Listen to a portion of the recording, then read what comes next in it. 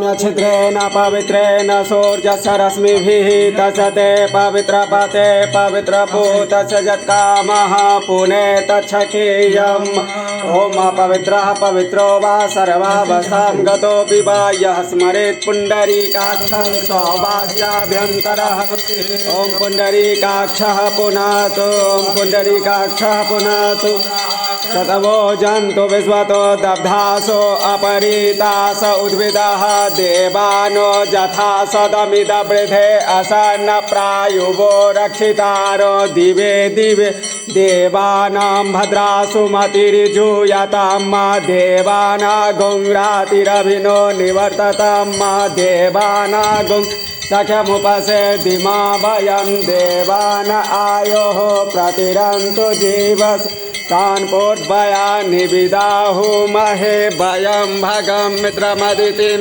दक्षमश्रिधम् अर्यमनं वरुणगुं सोममश्विना सरस्वतिनः शुभगामयस्करत तन्नो वातो मयो भुवातु भेखजन्तन्माता पृथिवी तत्पिताद्योः तदग्रावन सोमसुतो मयो भुवस्तदस्विना शृणुतं धिक्नया जुवं तमीशान् जगतस्तसुखपतिं धियं जिन्वमवसेहुमहे वयं पूखानो यथा वेदसां सदवृधे रक्षिता पायुरदब्धः स्वस्तये स्वस्ति न इन्द्रो वृद्धस्रवाः स्वस्ति नः पूखा विश्ववेदाः स्वस्ति नस्तारक्षो अरिष्टनेमिः स्वस्ति नो बृहस्पतिर्दधातु पृखदस्वा मरुतः कृष्णिमातरः शुभं जावानो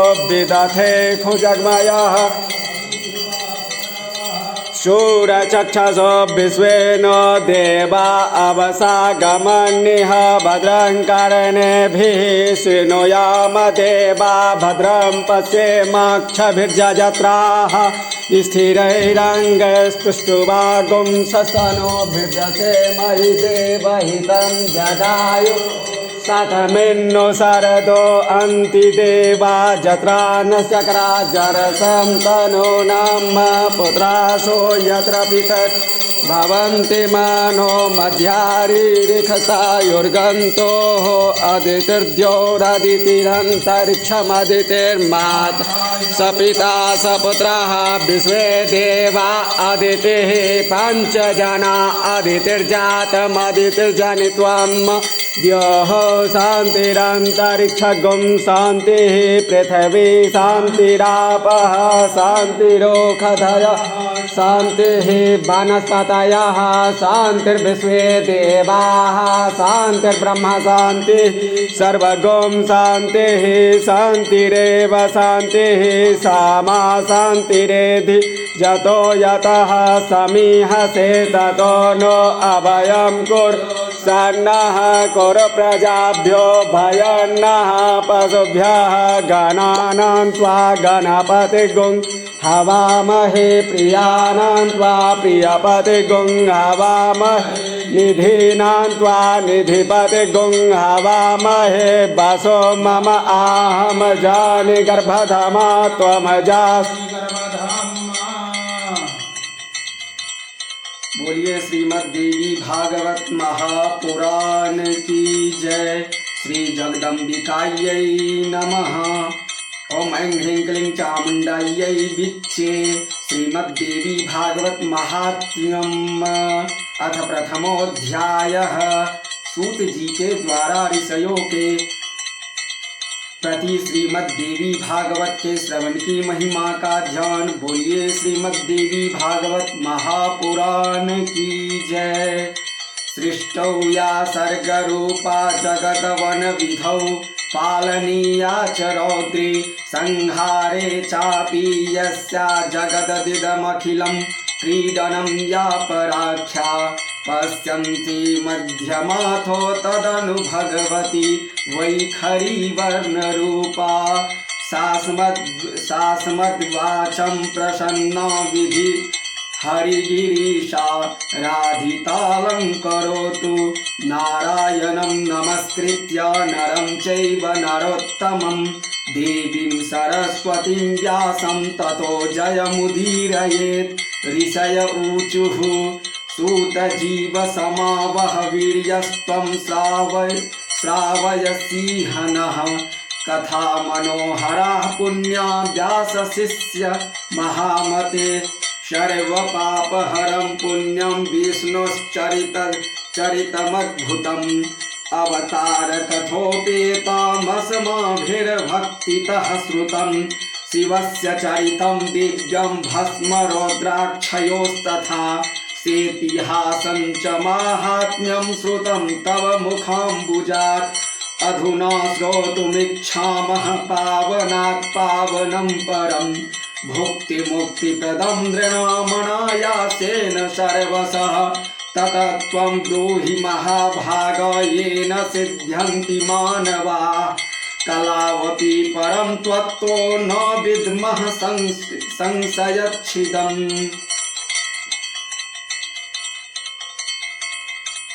जगत के सृष्टि कार्य में जो उत्पत्ति रूपा, रक्षा कार्य में पालन शक्ति रूपा, संहार कार्य में रौद्र रूपा माँ भगवती हैं। संपूर्ण विश्व प्रपंच जिनके लिए क्रीड़ा स्वरूप हैं, जो परा पश्यंती मध्यमा तथा वैखरी वाणी में अभिव्यक्त होती हैं और जो ब्रह्मा विष्णु महेश द्वारा निरंतर आराधित हैं, वे प्रसन्न चित्त वाली देवी माँ भगवती जगत जननी जगदम्बिका, अंबिका, चंडिका, माँ दुर्गा, भवानी भगवती मेरी वाणी को अलंकृत परिशुद्ध करे।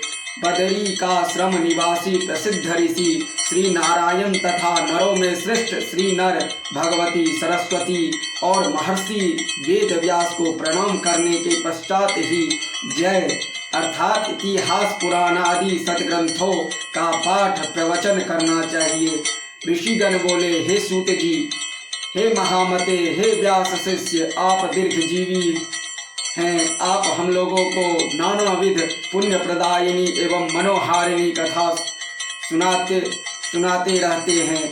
भगवान विष्णु के सर्व पाप विनाशक परम पवित्र एवं उन अवतार कथाओं से संबंधित अद्भुत चरित्रों को हमने भक्ति पूर्वक सुना और इसी प्रकार हमने भगवान शिव के अलौकिक चरित्र तथा भस्म और रुद्राक्ष के ऐतिहासिक महात्म्य का श्रवण आपके मुखारविंद से किया। हम लोग अब ऐसी परम पावन कथा सुनना चाहते हैं जो बिना प्रयास के ही मनुष्यों को भोग एवं मोक्ष प्रदान करने में पूर्ण रूप से सहायक हो। हे महाभाग, अतः आप इस कथा का वर्णन करें जिसके द्वारा मानव कलयुग में भी सिद्धियां प्राप्त कर ले, क्योंकि हम आपसे बढ़कर किसी अन्य को नहीं जानते हैं जो हमारी शंकाओं का निवारण कर सके।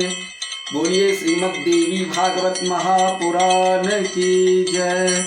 सूत उवाच साधु पृष्ठं महाभाग लोकानां हितकाम्यया सर्वशास्त्रस्य यत्सारं तद्वो वक्ष्याम्यशेषतः।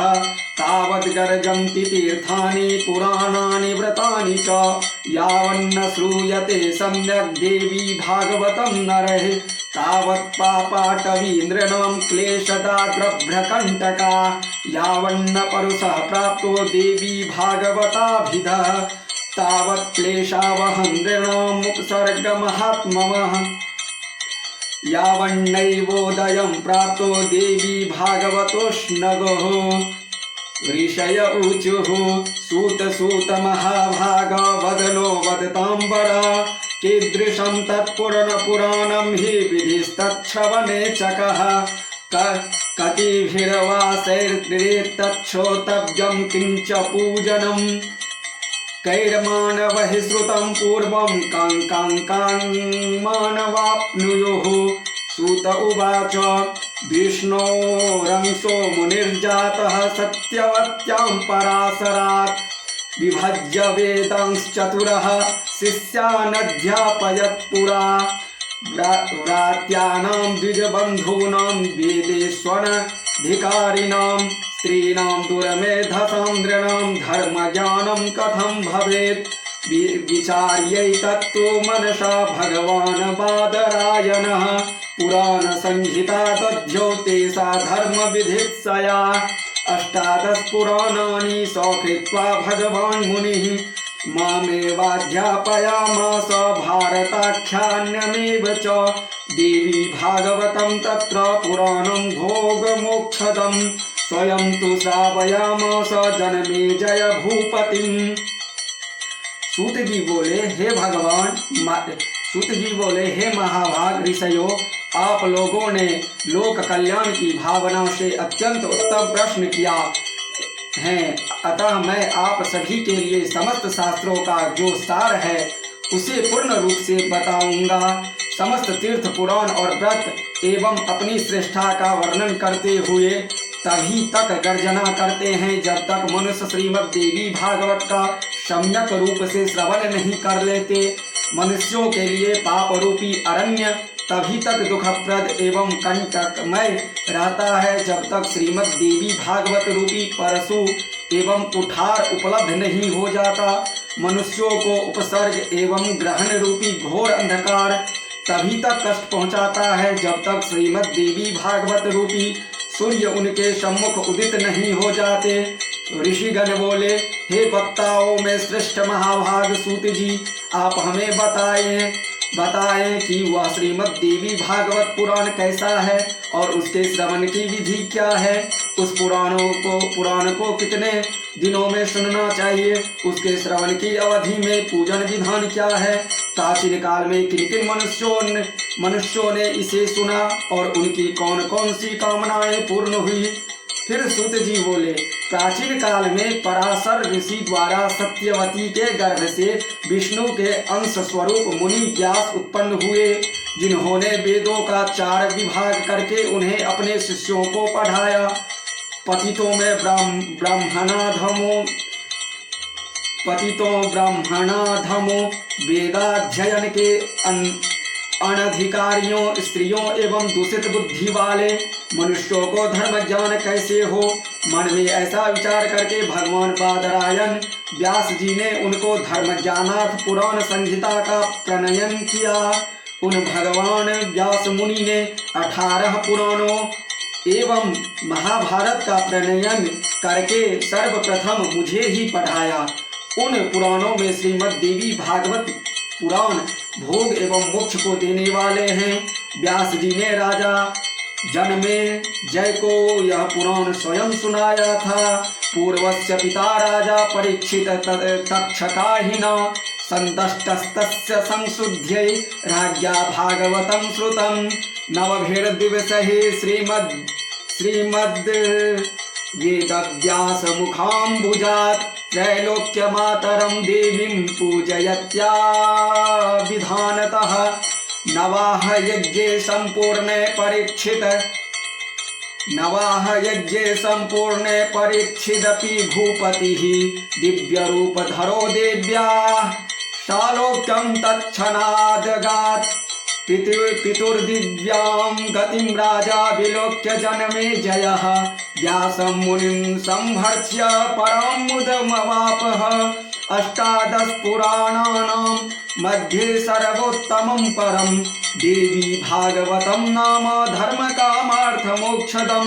ये शृण्वन्ति सदा भक्त्या दिव्या भगवतीं कथां तेषां सिद्धिर्दूरस्था तस्मात् सेव्या सदा नृभिः। दिनमर्धं तदर्धं वा मुहूर्तं क्षणमेव वा ये शृण्वन्ति नरा भक्त्या न तेषां दुर्गतिः क्वचित्। सर्वयज्ञेषु तीर्थेषु सर्वदानेषु यत्फलं सकृत् पुराण श्रवणात् तत्फलं लभते नरः। कृतादौ बहवो धर्मः कलो धर्मस्तु केवलं पुराण श्रवणादन्यो विद्यते न परो नृणाम्। धर्माचार विहीनानां कलावल्पायुषां नृणां व्यासो हिताय विदधे पुराणाख्यं सुधारसं। सुधां पिबन्नेक एव नरः स्यात् जरामरः देव्याः कथामृतं कुर्यात् कुलमेवाजरामरम्। पूर्व काल में इन जनमेजय के पिता राजा परीक्षित तक्षक नाग द्वारा काट लिए गए, अतः पिता की संशुद्धि एवं शुभ गति के लिए राजा ने तीनों लोकों की जननी देवी भगवती का विधिवत पूजन अर्चन करके 9 दिनों तक व्यास जी के मुखारविंद से इस श्रीमद् देवी भागवत पुराण का श्रवण किया। इस नवाह यज्ञ के संपूर्ण हो जाने पर राजा परीक्षित ने उसी समय दिव्य रूप धारण करके देवी का शालोक्य प्राप्त किया। राजा जनमेजय अपने पिता की दिव्य गति देखकर और महर्षि वेदव्यास की विधिवत पूजा करके परम प्रसन्न हुए। सभी 18 पुराणों में यह श्रीमद् देवी भागवत पुराण सर्वश्रेष्ठ है और धर्म अर्थ काम तथा मोक्ष को प्रदान करने वाला है। जो लोग सदा भक्ति श्रद्धा पूर्वक श्रीमद् देवी भागवत की कथा सुनते हैं उन्हें सिद्धि प्राप्त होने में रंच मात्र भी विलंब नहीं होता। इसलिए मनुष्यों को इस पुराण का सदा पठन श्रवण करना चाहिए। पूरे दिन के आधे समय तक, चौथाई समय तक, मुहूर्त भर अथवा एक क्षण भी जो लोग भक्ति पूर्वक इसका श्रवण करते हैं उनकी कभी भी दुर्गति नहीं होती। मनुष्य तभी यज्ञों, तीर्थों तथा दान आदि शुभ कर्मों का जो फल प्राप्त करता है उन्हीं फल उसे केवल एक बार श्रीमद् देवी भागवत पुराण के श्रवण से प्राप्त हो जाता है। सत्ययुग आदि युगों में तो अनेक प्रकार के धर्मों का विधान था, किंतु कलयुग में पुराण श्रवण के अतिरिक्त मनुष्यों के लिए अन्य कोई सरल धर्म विहित नहीं है। कलयुग में धर्म एवं सदाचार से रहित तथा अल्प आयु वाले मनुष्यों के कल्याणार्थ महर्षि वेदव्यास ने अमृत रसमय श्रीमद् देवी भागवत नामक पुराण की रचना की। अमृत के पान से तो केवल एक ही मनुष्य अजर अमर होता है, किंतु भगवती का कथा रूप अमृत संपूर्ण कुल के ही अजर अमर बना देते हैं। बोलिए श्रीमद् देवी भागवत महापुराण की जय। मासानां नियमो नात्र दिनानां नियमोऽपि न। सदा सेव्यं देवी भागवतं नरः। आश्विने मधुमासे वा तपोमासे शुचौ तथा चतुर्षु नवरात्रेषु विशेषात् फलदायकम्। अतो नवाः यज्ञोऽयं सर्वस्मात् पुण्यकर्मणः फलाधिक प्रदानेन प्रोक्तः पुण्यप्रदो नृणाम्। ये दुर्हृदा पापरता विमूढा मित्रद्रोहो वेदविनिन्दकाश्च हिंसारता नास्तिकमार्गसक्ता नवाः यज्ञेन पुनन्ति ते कलौ परस्वतारा हरणेति लुब्धा। ये वै नरः कल्मषभारभाजः गोदेवता ब्राह्मण भक्तिहीना नवाः यज्ञेन भवन्ति शुद्धा। तपोभिरुर्गैर्व्रत तीर्थसेवनैः दानैरनेकैर्नियमैर्मखैश्च हुतैर्जपैर्यच्च फलं न लभ्यते नवाः यज्ञेन तदाप्यते नृणाम्। तथा न गंगा न गया न काशी न नैमिषं नो मथुरा न पुष्करं पुनाति सद्यो बदरीवनं नो यथा हि देवी मख एष विप्रा। अतो भागवतं देव्या पुराणं परतः परं धर्मार्थकाम मोक्षाणाम् उत्तमं साधनं मतम्। आश्विनस्य सिते पक्षे कन्या राशि गतेरवौ महाष्टम्यां संभ्यर्च्य हेम सिंहासन स्थितं। देवी प्रीतिप्रदं भक्ता श्री भागवत पुस्तकं दद्यात् विप्राय योग्याय स देव्याः पदवीं लभेत्। देवी भागवतस्यापि श्लोकं श्लोकार्धमेव वा भक्त्या यश्च पठे नित्यं स देव्या प्रीतिभाग् भवेत्। श्रीमद् देवी भागवत के कथा श्रवण में महीनों तथा दिनों का कोई भी नियम नहीं है, अतएव मानवों द्वारा इसका सदा ही सेवन पठन श्रवण किया जाना चाहिए। आश्विन, चैत्र, माघ तथा आषाढ़ इन महीनों के चारों नवरात्रों में इस पुराण का श्रवण विशेष फल प्रदान करता है। अतएव श्रीमद् देवी भागवत का यह नवाह यज्ञ समस्त पुण्य कर्मों से अधिक फलदायक होने के कारण मनुष्यों के लिए विशेष पुण्य प्रदत्त कहा गया है। जो कलुषित हृदय वाले, पापी, मूर्ख, मित्रद्रोही, वेदों की निंदा करने वाले, हिंसा में रत और नास्तिक मार्ग का अनुसरण करने वाले मनुष्य हैं, वे भी कलयुग में इस नवाह यज्ञ के अनुष्ठान से पवित्र हो जाते हैं। जो मनुष्य दूसरों के धन तथा पराई स्त्रियों के लिए लालायित रहते हैं, पाप के बोझ से दबे हुए हैं और गो ब्राह्मण देवताओं की भक्ति से रहित हैं, वे भी इस नवाह यज्ञ से शुद्ध हो जाते हैं। जो फल कठिन तपस्याओं, व्रतों, तीर्थ सेवन, अनेक विध दान, नियमों, यज्ञों, हवन एवं जप आदि के करने से प्राप्त नहीं होता है, वह फल मनुष्यों को श्रीमद् देवी भागवत के नवाह यज्ञ से प्राप्त हो जाता है। हे विप्रो, गंगा, गया, काशी, नैमिषारण्य, मथुरा, पुष्कर तथा बदरीकारण्य भी मनुष्यों को उतना शीघ्र पवित्र नहीं कर पाते हैं जितना कि श्रीमद् देवी भागवत का यह नवाह यज्ञ लोगों को पवित्र कर देता है। अतएव श्रीमद् देवी भागवत पुराण सभी पुराणों में श्रेष्ठतम है। इसे धर्म, अर्थ, काम तथा मोक्ष की प्राप्ति का उत्तम साधन माना गया है। जो आश्विन महीने के शुक्ल पक्ष में सूर्य के कन्या राशि में पहुंचने पर महाअष्टमी तिथि को स्वर्ण सिंहासन पर स्थित देवी के प्रीतिप्रद श्रीमद् देवी भागवत ग्रंथ का पूजन करके उसे किसी योग्य ब्राह्मण को श्रद्धा पूर्वक देता है, वह देवी के परम पद को प्राप्त करता है। जो मनुष्य प्रतिदिन श्रीमद् देवी भागवत पुराण के एक अथवा आधे श्लोक का भी भक्ति पूर्वक पाठ करता है, वह जगदम्बा का कृपा पात्र हो जाता है। बोलिए जगत जननी जगदम्बिका की जय। उपसर्ग भयं घोरं महामारी समुद्भुवम् उत्पातानखिलांश्चापि हन्ति श्रवणमात्रतः बालग्रह कृतं यच्च भूतप्रेतकृतं भयं देवी भागवतस्यास्य श्रवणादि याति दूरतः। यस्तु भागवतं देव्याः पठेद भक्त्या शृणोति वा धर्ममर्थं च कामं च मोक्षं च लभते नरः। श्रवणाद् वसुदेवोस्य प्रसेनान्वेषणे गतं चिरायितं प्रियं पुत्रं कृष्णं लब्ध्वा मुमोदः।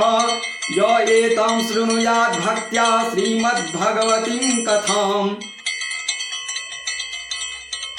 भुक्ति मुक्तिं च लभते भक्त्या यश्च पठेदिमाम्। अपुत्रो लभते पुत्रं दरिद्रो धनवान् भवेत्। रोगी रोगात् प्रमुच्येत श्रुत्वा भागवतामृतम्। वन्ध्या वा काकवन्ध्या वा मृतवत्सा च यङ्गना देवी भागवतं श्रुत्वा लभते पुत्रं चिरायुषं। पूजितं यद्गृहे नित्यं श्रीभागवत पुस्तकम् तद्गृहं तीर्थभूतं हि वसतं पापनाशकम्। अष्टम्यां वा चतुर्दश्यां नवम्यां भक्ति संयुतः यः पठेत् शृणुयाद् वापि स्वसिद्धिं लभते पराम्। महामारी से उत्पन्न उपद्रवों के भीषण भय तथा समस्त प्रकार के उत्पात एवं उल्कापात, भूकंप, अतिवृष्टि, अनावृष्टि आदि इस श्रीमद् देवी भागवत पुराण के श्रवण मात्र से विनष्ट हो जाता है। बाल ग्रहों एवं स्कंद ग्रह, स्कंदापस्मार, शकुनी, रेवती, पूतना, अंधपूतना, शीतपूतना, मुखमंडिका और नैगमेष तथा भूत प्रेत आदि से उत्पन्न भय इस श्रीमद् देवी भागवत पुराण के श्रवण मात्र से बहुत दूर ही भाग जाते हैं। जो व्यक्ति भक्ति भाव से देवी के इस भागवत पुराण का पाठ अथवा श्रवण करता है, वह धर्म, अर्थ, काम और मोक्ष प्राप्त कर लेता है। इस श्रीमद् देवी भागवत पुराण के श्रवण से वसुदेव जी प्रसेन को खोजने के लिए गए हुए और बहुत समय तक न लौटे हुए अपने प्रिय पुत्र श्री कृष्ण को प्राप्त करके प्रसन्न हुए। जो मनुष्य भक्ति पूर्वक श्रीमद् देवी भागवत पुराण की कथा को पढ़ता है तथा इसका श्रवण करता है वह भोग तथा मोक्ष दोनों प्राप्त कर लेता है। अमृत स्वरूप इस श्रीमद् देवी भागवत के श्रवण से पुत्रहीन मनुष्य पुत्रवान हो जाता है, दरिद्र व्यक्ति धन से संपन्न हो जाता है तथा रोगग्रस्त मनुष्य रोग से मुक्त हो जाता है। बंध्या स्त्री एक संतान वाली स्त्री अथवा वह स्त्री जिसकी संतान पैदा होकर मर जाती हो वे भी श्रीमद् देवी भागवत पुराण सुनकर दीर्घ आयु वाला पुत्र प्राप्त करती है। जिस घर में नित्य श्रीमद् देवी भागवत पुराण का पूजन किया जाता है वह घर तीर्थ स्वरूप हो जाता है तथा उसमें निवास करने वाले लोगों के पापों का नाश हो जाता है। जो मनुष्य अष्टमी नवमी अथवा चतुर्दशी तिथियों को श्रद्धा पूर्वक इसे पढ़ता या सुनता है वह परम सिद्धि को प्राप्त करता है। बोलिए जगत जननी जगदम्बिका की जय। पठन् द्विजो वेद विदग्रणीर्भवेत् बाहु प्रजातो धरणीपतिः स्यात् वैश्यः पठन् वित्त समृद्धिमेति शूद्रोऽपि शृण्वन् स्वकुलोत्तमः स्यात्। इस श्रीमद् देवी भागवत पुराण का पाठ करने वाला ब्राह्मण वेद वेताओं में अग्रगण्य हो जाता है, क्षत्रिय राजा हो जाता है, वैश्य धन संपदा से संपन्न हो जाता है और शूद्र भी इसके श्रवण मात्र से अपने कुल बंधु बांधवों के बीच श्रेष्ठता प्राप्त कर लेता है। इति श्री स्कंद पुराणे मानस खंडे श्रीमद् देवी भागवत महात्म्ये देवी भागवत श्रवण महात्म्य वर्णनम नाम प्रथमोऽध्याय। बोलिए श्रीमद् देवी भागवत महापुराण की जय।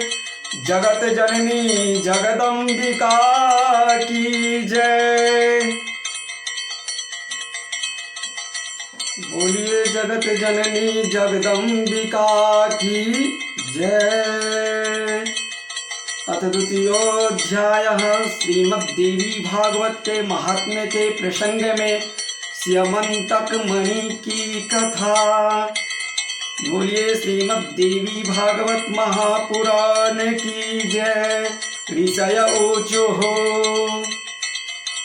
वसुदेवो महाभागा कथं पुत्रमवाप्तवान् प्रसेनः कुत्र कृष्णेन भ्रमन्तान्वेषितः कथं विधिना केन कस्माच्च देवी भागवतं श्रुतं वसुदेवेन सुमते वद सूतकथामिमां। सूत उवाच सत्राजित् भोजवंशीयो द्वारवत्यां सुखं वसन् सूर्यस्याराधने युक्तो भक्तश्च परमः सखा। अथ कालेन कियता प्रश्नः सविता भवत् स्वलोकं दर्शयामास तद्भक्त्या प्रणयेन च तस्मै प्रीतश्च भगवान् स्यमन्तकमणिं ददौ स तं बिभ्रन्मणिं कण्ठे द्वारकामाजगामः दृष्ट्वा तं तेजसा भ्रान्ता मत्वादित्यं पुरौकसः कृष्णमूचुः समासंध्येत्य सुधर्ममायामवस्थितम् एष आयाति सविता दिदृक्षुस्त्वा जगत्पते श्रुत्वा कृष्णस्तु तद्वाचं प्रहस्योवाच संसदि सविता नैष भो बालाः सत्राजिन्मणिना ज्वलन् स्यमन्तकेन चायाति भास्वदत्तेन भास्वता। ऋषिगण बोले, हे महाभाग, वसुदेव जी ने अपने पुत्र को किस प्रकार प्राप्त किया और वन में भ्रमण करते हुए श्री कृष्ण ने प्रसेन को कैसे खोजा। हे सुमते, हे सूत जी, किस विधि से और किससे वसुदेव जी ने श्रीमद् देवी भागवत पुराण का श्रवण किया। आप हम लोगों को यह कथा बताइए। सूत जी बोले, भोजवंशी सत्राजित द्वारकापुरी में आनंद पूर्वक निवास करता हुआ सूर्य की आराधना में तत्पर रहता था। वह सूर्य का परम भक्त एवं उनका मित्र था। कुछ समय के पश्चात सूर्यदेव उसके ऊपर प्रसन्न हो गए और उन्होंने उसे अपने लोक का दर्शन कराया। उसकी भक्ति तथा प्रेम से अत्यंत प्रसन्न हुए भगवान सूर्य ने सत्राजित को स्यमंतक मणि दे दी और वह उस मणि को अपने गले में धारण किए हुए द्वारका आ गया। उसे देखकर मणि के तेज से भ्रमित नागरिकों ने सत्राजित को सूर्य समझकर सुधर्मा नामक अपनी सभा में विराजमान श्री कृष्ण के पास पहुंचकर उनसे कहा, हे जगतपते, आपके दर्शन की अभिलाषा से भगवान सूर्य स्वयं आपके पास आ रहे हैं। यह बात सुनकर सभा में श्री कृष्ण हंसकर बोले, हे बाल स्वभाव नागरिकों, ये सूर्य भगवान नहीं हैं बल्कि सत्राजित हैं, जो स्वयं सूर्य द्वारा प्रदत्त स्यमंतक मणि से दीप्तिमान होता हुआ यहाँ आ रहा है। अथ विप्रान समाहूय स्वस्ति वाचन पूर्वकं प्रावेशयत् संवर्च्य सत्राजित स्वगृहे मणिं न तत्र मारे दुर्भिक्षं नोपसर्ग भयं क्वचित् यत्रास्ते स मणिर्नित्यमष्ट भार सुवर्णदः अत्र सत्राजितो भ्राता प्रसेनो नाम कर्हिचित् कंठे बद्ध्वा मणिं सद्यो ह्यमारुह्य सैन्धवं मृगयार्थं वनं यातस् तमद्राक्षीण मृगाधिपः प्रसेनं सहयं हत्वा सिंहो जग्राह तं मणिं जाम्बवनान् ऋक्षराजोत्थ दृष्ट्वा मणिधरं हरिं हत्वा च तं बिलद्वारी मणिं जग्राह वीर्यवान् तं मणिं स्वपुत्राय क्रीडनार्थमदात् प्रभो अथ चिक्रीड बालोऽपि मणिं सम्प्राप्य भास्वरं प्रसेनेनागते जात सत्राजित पर्यतप्यत न जाने केन निहतः प्रसेनो मणिमिच्छता अथ लोकमुखोद्गीर्णा किंवदन्ति पुरे भवत् कृष्णेन निहतो नूनं प्रसेनो मणिलिप्सुना तं शुश्राव कृष्णोऽपि दुर्यशो लिप्तिमात्मनि माष्टोर्तस्य पदवीं पुरोको भीष्यहागमत्। फिर बोले, उसके पश्चात ब्राह्मणों को बुलाकर सत्राजित ने स्वस्ति वाचन कराया और भली भांति पूजन करके उस मणि को अपने घर में स्थापित किया। वह मणि जहाँ रहती थी वहाँ किसी प्रकार की महामारी एवं दुर्भिक्ष तथा उपसर्ग अथवा भूकंप आदि प्राकृतिक संकट का भय उत्पन्न नहीं होता। और उस मणि की एक विशेषता यह भी थी कि वह नित्य 8 भार स्वर्ण दिया करती थी। तदंतर एक दिन सत्राजित के भाई प्रसेन ने उस मणि को गले में धारण कर सिंधु देशीय घोड़े पर सवार होकर आखेट के लिए वन की ओर प्रस्थान किया। वहां वन में किसी सिंह ने उसे देखा और घोड़े सहित प्रसेन को मारकर सिंह ने वह मणि स्वयं ले ली।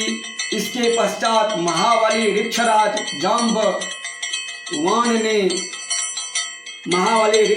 जाम्बवान ने मणि धारण करने वाले उस सिंह को अपनी गुफा के द्वार पर देखकर और उसे मारकर मणि स्वयं ले ली। पराक्रमी ऋक्षराज वह मणि खेलने के लिए अपने पुत्र को दे दी और वह बालक भी उस प्रदीप्त मणि को पाकर उसके साथ खेलने लगा। कुछ काल बीतने पर भी प्रसेन के वापस न लौटने पर सत्राजित अत्यंत दुखी हुआ और सोचने लगा कि मणि लेने की इच्छा से न जाने किसने प्रसेन को मार डाला। इसी बीच द्वारकापुर में नागरिकों की पारस्परिक बातचीत से किसी प्रकार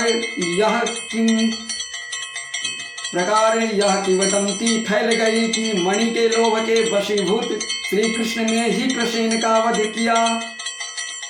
श्री कृष्ण ने किया है। श्री कृष्ण ने भी जब अपने विषय में अपयश की वह बात सुनी तो उन्होंने अपने ऊपर लगे हुए कलंक के परिमार्जन हेतु प्रसेन के अन्वेषणार्थ नागरिकों के साथ प्रस्थान किया।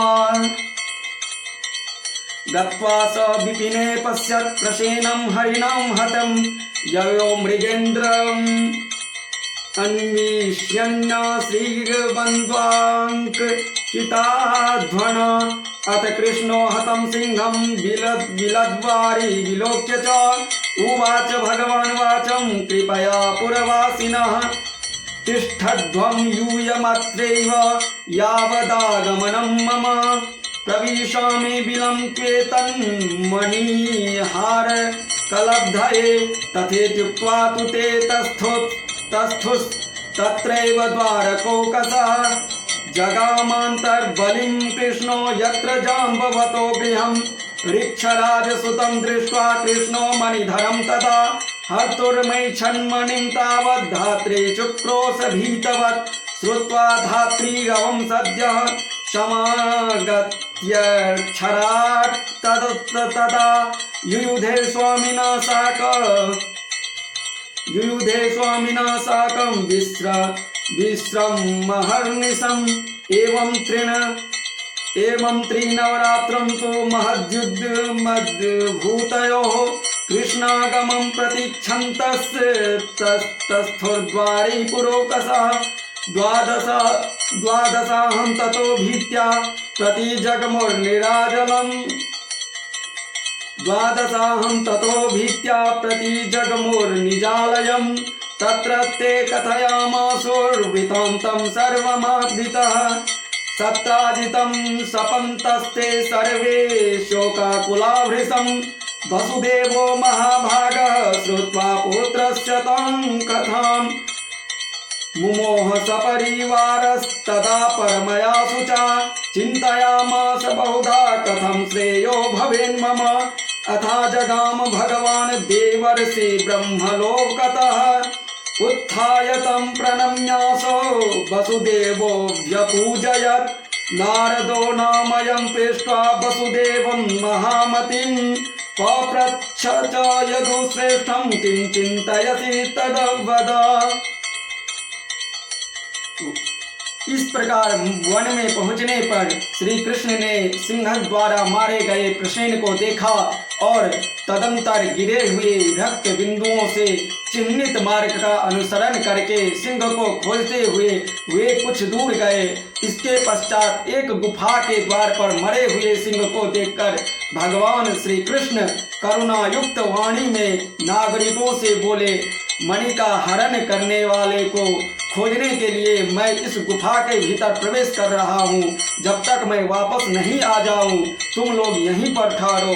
वे द्वारकावासी बोले, ठीक है। ऐसा बोलकर वहीं पर ठहर गए और श्री कृष्ण गुफा के भीतर प्रविष्ट हुए जहाँ जाम्बवान का घर था। तत्पश्चात वहां पहुंचने पर श्री कृष्ण ने ऋक्षराज के पुत्र को मणि धारण किए देखकर मणि को छीनना चाहा। इस पर उसकी धात्री एवं धाय भयभीत होकर चिल्लाने लगी। तब धात्री की आवाज सुनकर जाम्बवान तुरंत वहां आ गया और वह अपने एवं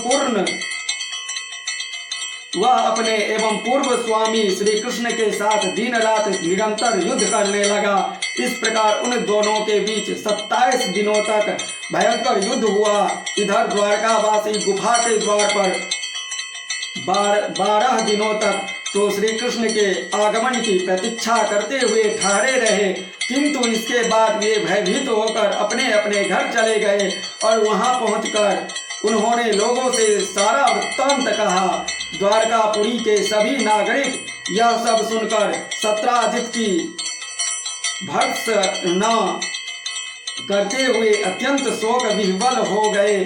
महाभाग वसुदेव जी अपने पुत्र का वह समाचार सुनकर परिवार सहित महान शोक से मूर्छित हो गए और बार बार सोचने लगे कि मेरा कल्याण किस प्रकार से होगा।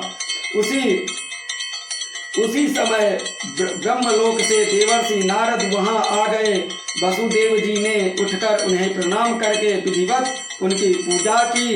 देवर्षि नारद महामति यदुश्रेष्ठ वसुदेव जी से कुशल क्षेम पूछकर उनसे बोले, आप क्यों चिंतित हैं, यह मुझे बताइए। वसुदेव उवाच पुत्रो मे तत्प्रियः कृष्ण प्रसेनान्वेषणाय तु पौरेः साकं वनं गत्वा निहतं तं तदेक्षत। प्रसेनघातकं दृष्ट्वा बिलद्वारे मृतं हरिं द्वारे पौराणधिष्ठाप्य बिलान्तर्गतवान् स्वयं। बहवो दिवसा याता नायात्याद्यापि मे सुतः अतः शोचामि तद्ब्रूहि येन लक्ष्ये सुतं मुने। नारद उवाच पुत्र प्राप्त्यै यदुश्रेष्ठ देवी आराध्यायाम्बिकां तस्या आराधनेनैव सद्यः श्रेयो ह्यवाप्स्यसि। वसुदेव उवाच भगवन् का सा देवी किं प्रभावा महेश्वरी कथ आराधनं तस्या देवर्षे कृपया वद। नारद उवाच वसुदेव महाभाग शृणु संक्षेपतो मम दिव्या महात्म्यमतुलं को वक्तुं विस्तरात् क्षमः। या सा भगवती नित्या सच्चिदानन्दरूपिणी परतरा देवी त्रया व्याप्तमिदं जगत्। यदाराधनतो ब्रह्म सृजतीदं चराचरं या च स्तुत्वा विनिर्मुक्तो मधुकैटभजाद्भयात्। विष्णुर्यत्कृपया विश्वं बिभर्ति भगवानिदं रुद्रः संहर्ते यस्या कृपापाङ्गनिरीक्षणात्। संसारबन्धहेतुर्या सैव मुक्तिप्रदायिनी सा विद्या परमा देवी सैव सर्वेश्वरेश्वरी। नवरात्रविधानेन सम्पूज्य जगदम्बिकां नवाहोभिः पुराणं च देव्या भागवतं शृणु। यस्या श्रवणमात्रेण सद्यः पुत्रमवाप्स्यसि भोक्तिर्मुक्तिर्न दूरस्था पठतां शृण्वतां नृणाम्।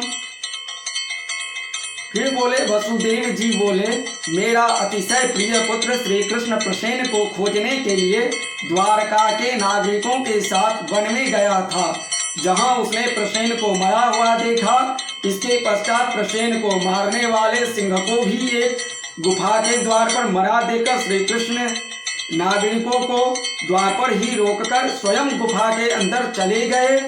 बहुत दिन व्यतीत हो चुके किंतु मेरा पुत्र अभी तक नहीं लौटा, जिससे मैं चिंतित हूँ। अतः हे मुने, आप कोई ऐसा उपाय बताइए जिससे मैं अपने प्रिय पुत्र को प्राप्त कर सकूं।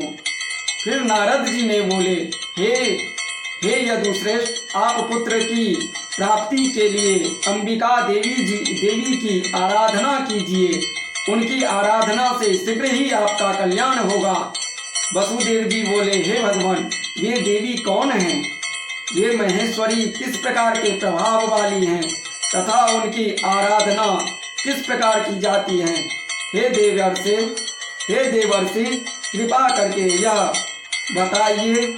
नारद जी बोले, हे महाभाग वसुदेव, देवी के अतुलित महात्म्य का विस्तार पूर्वक वर्णन करने में कौन समर्थ है? अतः मैं संक्षेप में ही कह रहा हूँ, आप उसे सुने। जो भगवती शाश्वत सच्चिदानंद स्वरूपा और परात्परतरा देवी हैं तथा जिनके द्वारा यह जगत व्याप्त है, जिनकी आराधना के प्रभाव से ही ब्रह्मा इस चराचर सृष्टि की रचना करते हैं, जिनका स्तवन करके भगवान विष्णु मधु कैटभ के भय से मुक्त हुए तथा जिनकी कृपा से वे विश्व का पालन पोषण करते हैं, जिनके कृपा कटाक्ष मात्र से भगवान शंकर जगत का संहार करते हैं, और जो संसार के बंधन की कारण रूपा हैं, वे ही मुक्ति प्रदान करने वाली हैं, वे ही परम विद्या स्वरूपा हैं, और वे ही समस्त ईश्वरों की भी ईश्वरी हैं। अतः आप नवरात्र विधान के अनुसार जगदम्बा की विधिवत पूजा करके 9 दिनों में इस श्रीमद् देवी भागवत पुराण का श्रवण कीजिए, जिसके श्रवण मात्र से आप शीघ्र ही अपने पुत्र की प्राप्त कर लेंगे। इस पुराण का पाठ तथा श्रवण करने वाले मनुष्यों से भोग एवं मोक्ष दूर नहीं रहते। बोलिए जगत जननी जगदम्बिका की जय। श्रीमद् देवी भागवत महापुराण की जय। इत्युक्तो नारदेन सो वसुदेव प्रणम्यतम् उवाच परया प्रीत्या नारदं मुनिसत्तमम्। वसुदेव उवाच भगवस्तव वाक्येन संस्मृतं वृतमात्मनः श्रूयतां तच्च वक्ष्यामि देवी महात्म्य संभवम्। पुरा नभो गिरा कंसो देवक्यष्टमगर्भतः। पुरा नभो गिरा कंसो देवक्यष्टं गर्भतः। ज्ञात्वात्ममृत्युं पापो मां सभार्यं न्यरुणद्भिया।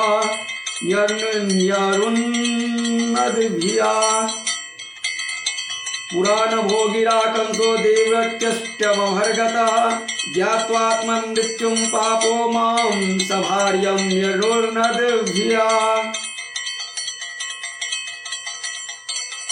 कारागारे हमवसं देवक्या सह भार्यया। जातं समवधित पुत्रं कंसोऽपि पापकृत्। षट्पुत्रा निहतास्तेन तदा शोकाकुलाभृशम्। अतप्यद देवकी देवी नक्तन्दिवमनिन्दिता।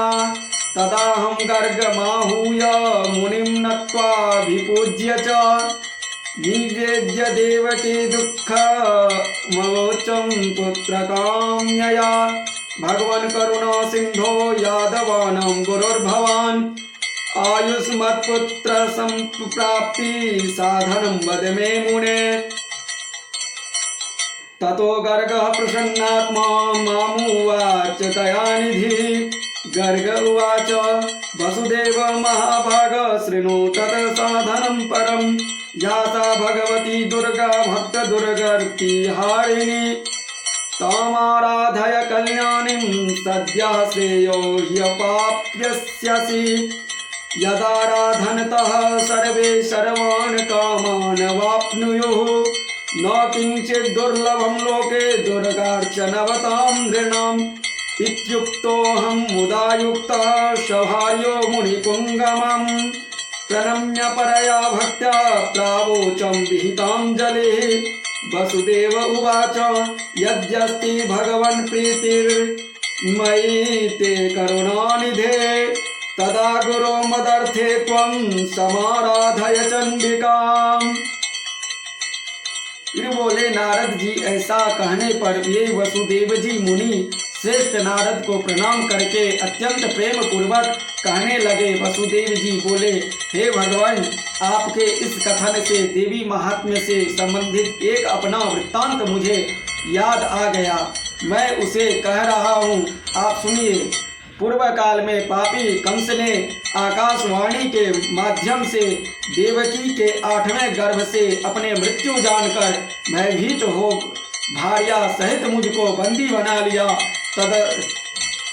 तदनंतर मैं अपनी पत्नी देवकी के साथ कारागार में रहने लगा और पापी कंस भी मेरे पैदा होने वाले पुत्रों को एक एक करके मारता रहा।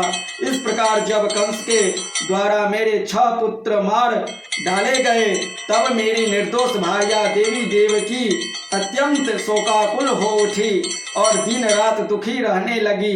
तत्पश्चात गर्ग मुनि को बुलाकर उनका अभिवादन तथा पूजन करके पुत्र प्राप्ति की कामना से मैंने उनसे देवकी का दुख बताकर कहा, हे भगवान, हे दया सिंधु, हे कृपा सिंधु, हे मुनिवर, आप यदुकुल के गुरु हैं, अतः मुझे आयुष्मान पुत्र की प्राप्ति का कोई उपाय बताइए। इसके अनंतर दयानिधान गर्ग जी प्रसन्न होकर मुझसे कहने लगे। गर्ग जी बोले, हे महाभाग वसुदेव, अब आप उस सर्वश्रेष्ठ साधन को सुनिए जो भगवत की दुर्गा अपने भक्तों की दुर्गति का विनाश कर देती हैं। आप उन कल्याणकारी देवी की आराधना कीजिए, इससे शीघ्र ही आपका कल्याण होगा, क्योंकि उनकी आराधना से सभी लोगों की समस्त कामनाएं पूर्ण हो जाती हैं।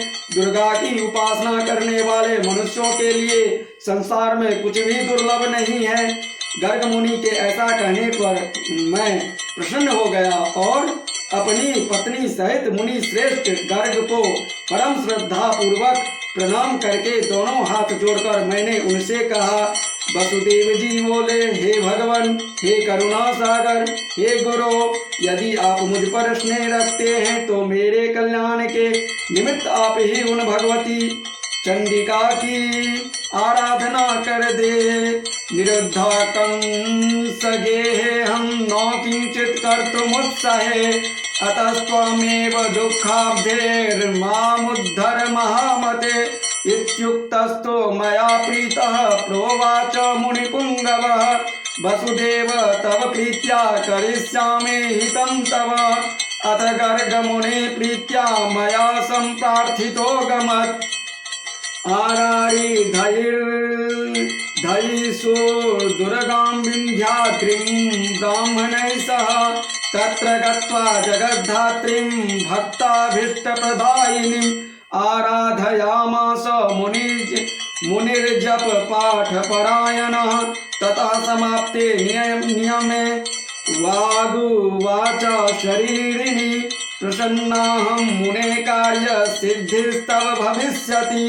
भूभार हरणार्थाय मया सम्प्रेरितो हरि, वसुदेवस्य देवक्यां श्वासेनावतरिष्यति। कंसभीत्या तमादाय बालमानक कंदुन्दुभिः प्रापयिष्यति सद्यस्तु गोकुले नन्दवेश्मनि। यशोदातनयां नीत्वा स्वगृहे कंसभूभुजे,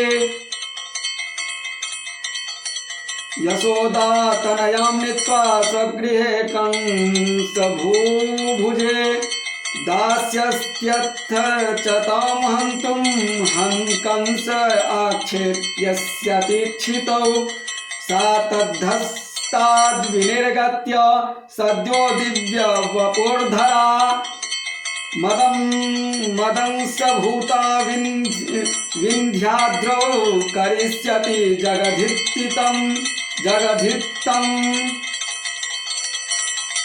मदसंभूता विन्ध्याद्रौ करिष्यति जगद्धितम्। इति तद्वचनं श्रुत्वा प्रणम्य जगदम्बिकां, गर्गो मुनिः प्रसन्नात्मा मथुरामागमत्पुरीं। वरदानं महादेव्या गर्गाचार्यमुखादहं, श्रुत्वा सभार्यः सम्प्रीतः परं मुदमथागमम्। ऐसा कहने पर आराधना, मैं तो कंस के घर में बंदी रहने के कारण कुछ भी कर सकने में समर्थ नहीं हूँ, अतः हे महामते, अब आप ही इस दुख सागर से मेरा उद्धार कीजिए। मेरे इस प्रकार कहने पर वे मुनि श्रेष्ठ प्रसन्न होकर बोले, हे वसुदेव, आपकी प्रीति के कारण मैं आपका कल्याण अवश्य करूँगा। मेरे द्वारा प्रीति पूर्वक प्रार्थना किए जाने के उपरांत गर्ग मुनि देवी दुर्गा की आराधना की इच्छा से ब्राह्मणों के साथ विंध्य पर्वत पर चले गए। वहां जाकर जप एवं पाठ में तत्पर रहते हुए गर्ग मुनि जगत की मातृ स्वरूपा और भक्तों की कामनाओं को पूर्ण करने वाली भगवती की आराधना करने लगे। जब पूजन आदि अनुष्ठानों की समाप्ति के पश्चात आकाशवाणी हुई कि हे मुने, मैं प्रसन्न हो गई हूँ, अतएव तुम्हारे कार्य की सिद्धि होगी एवं समस्त प्रकार के पाप एवं अनाचार स्वरूप पृथ्वी के भार का नाश करने के लिए मुझसे प्रेरणा प्राप्त कर स्वयं भगवान विष्णु अपने अंश से वसुदेव की भाया देवकी की गर्भ से अवतार लेंगे। कंस के भय से वसुदेव जी उस शिशु को लेकर शीघ्र ही गोकुल में नंद के घर पहुंचा देंगे और वहां से यशोदा की कन्या को लाकर अपने घर में राजा कंस को दे देंगे। तब कंस उस कन्या को मारने के लिए उसे पृथ्वी पर पटक देगा। तदनंतर उसके हाथ से छूटकर मेरी अंश स्वरूपा वह कन्या तत्क्षण अलौकिक रूप धारण करके विंध्य पर्वत पर चली जाएगी और निरंतर जगत का कल्याण करेगी। इस प्रकार उस आकाशवाणी को सुनकर गर्ग मुनि भगवती जगदम्बा को प्रणाम करके प्रसन्न मन से मथुरापुरी आ गए। आचार्य गर्ग के मुख से महादेवी के वरदान की बात सुनकर मैं पत्नी सहित अत्यंत प्रसन्न हुआ और परम आनंद विभोर हो उठा। प्रेम से बोलिए जगत जननी जगदम्बिका की जय। तदारभ्य परम जाने देवी महात्म्यमुत्तमम् अधुनापि हि देवर्षे सुतं तव मुखाम्बुजात् अतो भागवतं देव्यास्त्वमेव श्रावय प्रभो मदभाग्या देवर्षे सम्प्राप्तोऽसि दयानिधे। वसुदेव वचः श्रुत्वा नारदः प्रीतमानसः सुदिने शुभनक्षत्रे कथारम्भमथाकरोत्। कथा विघ्न विघातार्थं द्विजाजे पूर्णवाक्षरं मार्कण्डेय पुराणोक्तं पेठोर्देव्याः स्तवं तथा प्रथमस्कन्धमारभ्य श्रीनारद मुखोद्गतं सुश्राव वसुदेवश्च भक्त्या भागवतामृतं। नवमेऽह्नि कथापूर्तो पुस्तकं वाचकं तथा प्रसन्नः पूजयामास वसुदेवो महामनः। अथ तत्र विलस्यान्त कृष्णजाम्बवतोर्निधे कृष्णमुष्टिविनिष्पातश्लथाङ्गो जाम्बवानभूत्। अथागतस्मृतिः सोऽपि भगवन्तं प्रणम्य च उवाच परया भक्त्या स्वपराधं क्षमापयन्। ज्ञातोऽसि रघुवर्यस्त्वं यद्रोषात् सरितां पतिः क्षोभं जगामलङ्कां च रावणः सानुगो हतः। स एवासि भगवान् कृष्णं मदोरात्म्यं क्षमस्व भो। ब्रूहि यत् करणीयं मे भृत्योऽहं तव सर्वथा।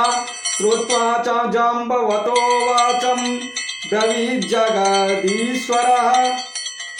मणिहेतोरिह प्राप्ता वयमृक्षपते बिलम्। तभी से मैं देवी के अत्युत्तम महात्म्य को जान रहा हूँ और हे देवर्षे, आज भी आपके मुखारविंद से मैंने वही देवी महात्म्य सुना है। अतः हे प्रभु, अब आप ही मुझे श्रीमद् देवी भागवत सुनाइए। हे दयानिधान, मेरे सौभाग्य से ही आप यहाँ पधारे हुए हैं। वसुदेव जी का वचन सुनकर प्रसन्न मन वाले नारद जी ने शुभ दिन एवं शुभ नक्षत्र में श्रीमद् देवी भागवत की कथा आरंभ की।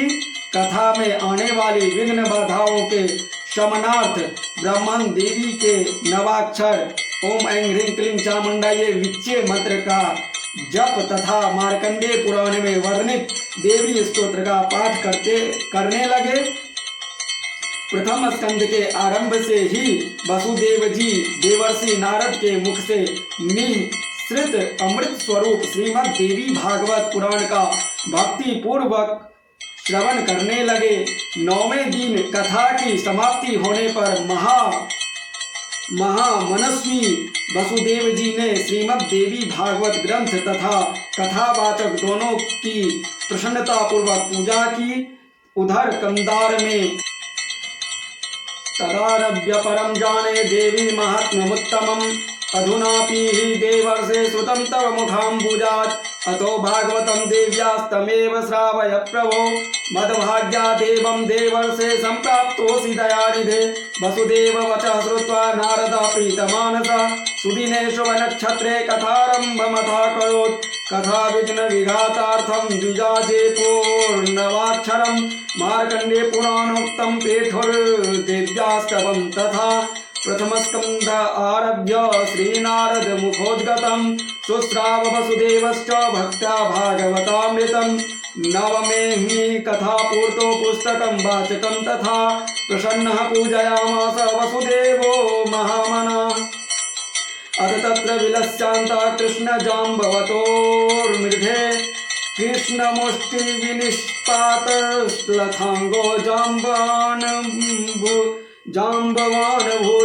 अथागतस्मृतिः सोऽपि भगवन्तं प्रणम्य च उवाच परया भक्त्या स्वापराधं क्षमापयन्। ज्ञातोऽसि रघुवर्यस्त्वं यद्रोषात् सरितां पतेः क्षोभं जगामलङ्का च रावणाचानुगो हतः। स एवासि भवान् कृष्ण मदौरात्म्यं क्षमस्व भोः।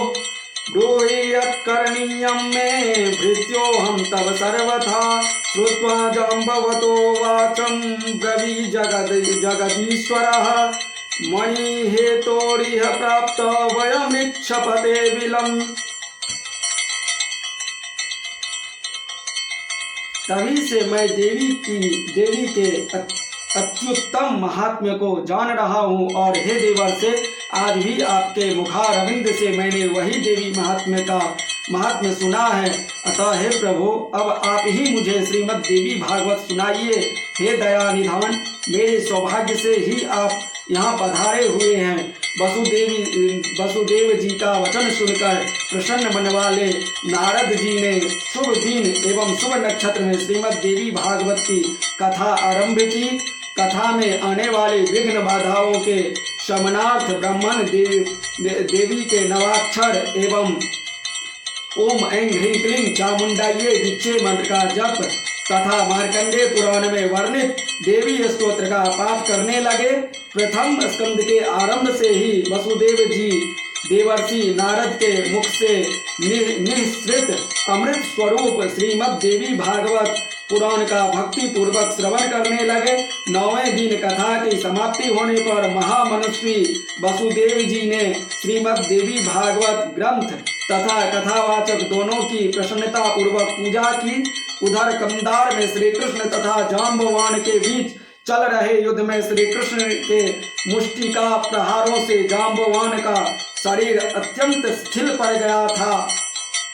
उसी समय जाम्बवान को भी पूर्व काल की घटनाएं याद आ गई और भगवान श्री कृष्ण को परम भक्ति के साथ प्रणाम करके अपने अपराध के लिए क्षमा याचना करते हुए उसने श्री कृष्ण से कहा, अब मुझे ज्ञात हो गया कि आप रघुश्रेष्ठ श्री राम ही हैं, जिनके भयंकर कोप से सागर तथा लंका नगरी दोनों क्षुब्ध हो गए थे और रावण अपने बंधु बांधवों सहित मारा गया था। हे श्री कृष्ण, वे राम आप ही हैं, अतः मेरी धृष्टता को क्षमा करें। मैं आपका सर्वथा सेवक हूँ, अतएव मेरे योग्य जो भी कार्य हो उसके लिए मुझे आदेश दीजिए। जाम्बवान का वचन सुनकर जगतपति श्री कृष्ण बोले, हे ऋक्षराज, मणि प्राप्त करने के लिए हम लोग इस कंदरा में आए हुए हैं। प्रेम से बोलिए जगत जननी जगदम्बिका की जय। ऋक्षराजस्तथा प्रीत्या कन्या जाम्बवती निजाम ददौ कृष्णाय संपूज्य स्यमन्तकमणिं तथा स्वतां पत्नीं समादाय मणिं कंठे तथा दधत्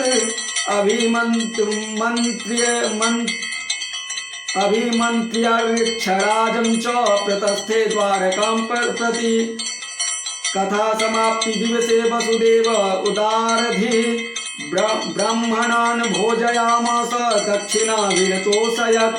आशीर्वाचं प्रयुञ्जाना द्विजा यत् समये हरे आजगाम क्षणे तस्मिन् पत्न्या स मणिं ददत्।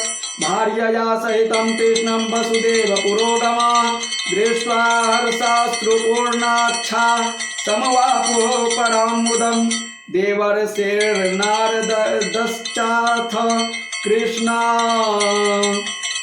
गमनहर्षितः आमन्त्र्य वसुदेवं च कृष्णं ब्रह्मसभां ययौ हरिचरितमिदं यत् कीर्तितं दुर्यशोघ्नं पठति विमलभक्त्या शुद्धचित्तः शृणोति स भवति सुखपूर्णः सर्वदा सिद्धिकामो जगति च वपुषोऽन्ते मुक्तिमार्गं लभेच्च।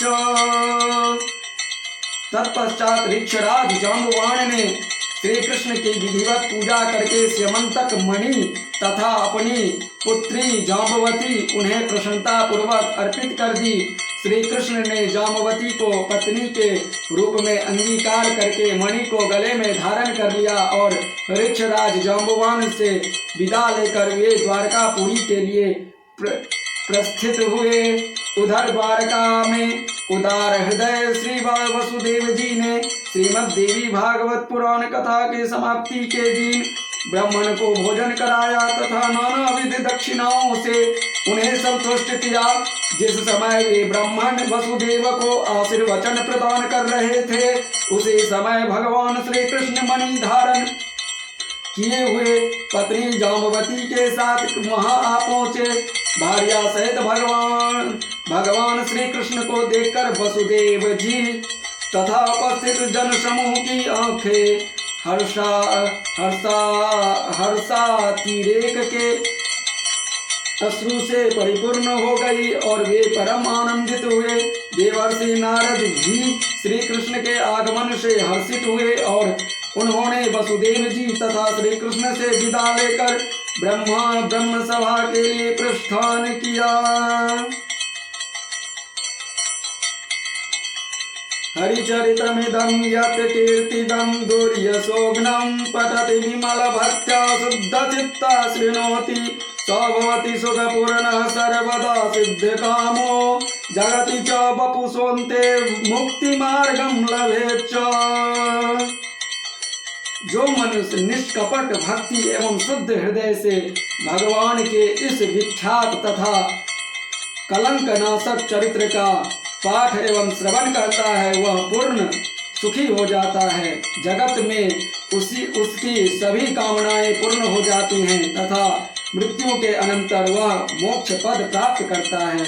इति श्री स्कंद पुराणे मानस खंडे श्रीमद् देवी भागवत महात्म्ये वसुदेवस्य देवी भागवत नवाश्रवणात् पुत्र प्राप्ति वर्णनम नाम द्वितीयोऽध्यायः। बोलिए श्रीमद् देवी भागवत महापुराण की जय। जगत जननी जगदम्बिका की जय।